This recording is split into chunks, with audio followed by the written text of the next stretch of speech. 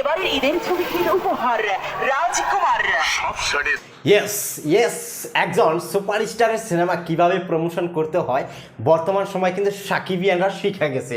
সাকিব খানের রাজকুমার সিনেমার যেমনভাবে প্রমোশন আরম্ভ করতেছে সাকিব খানের কিছু পাগলা ভক্ত, এইটা দেখার পর আমার কিন্তু মনে হয়েছে ইয়েস বাংলাদেশেও একজন শাহরুখ খান আছে।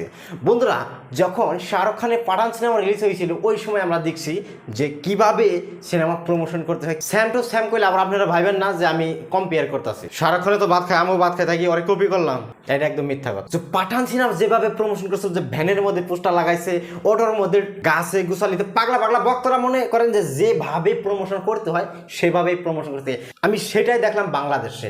আমি একজন ইন্ডিয়ান সাকিবিয়ান হিসেবে আমি গর্বিত।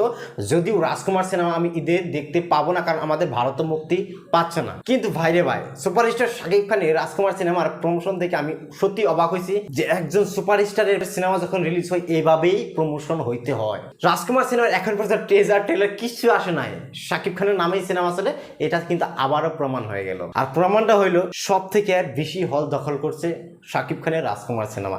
এই মুহূর্তে দেখেন স্ক্রিনে আপনারা ভালো করে দেখেন যে সাকিব খানের রাজকুমার সিনেমার প্রমোশন তার পাগলা ভক্তরা কিভাবে করতেছে ভাই, তোমাদেরকে অনেক অনেক অনেক ধন্যবাদ।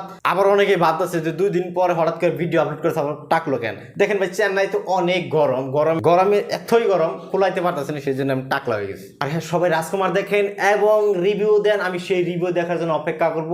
আমার বাংলাদেশের সাকিবিয়ান ভাইরা সবাই ভালো থাকেন, সুস্থ থাকেন এবং আমার পক্ষ থেকে সবাইকে ঈদ মুবারক। তো সবাই আমার জন্য দোয়া করবেন এবং আমার এই চ্যানেলটাকে সাপোর্ট করবেন। উপহার রাজকুমার। সব শ্রেণীর দর্শকদের মন মাতিয়ে চলছে রে ভাই।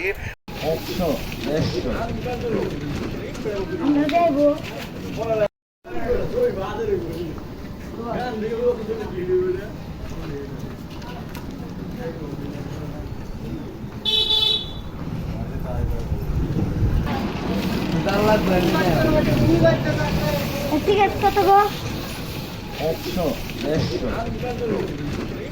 আমরা যাইবো।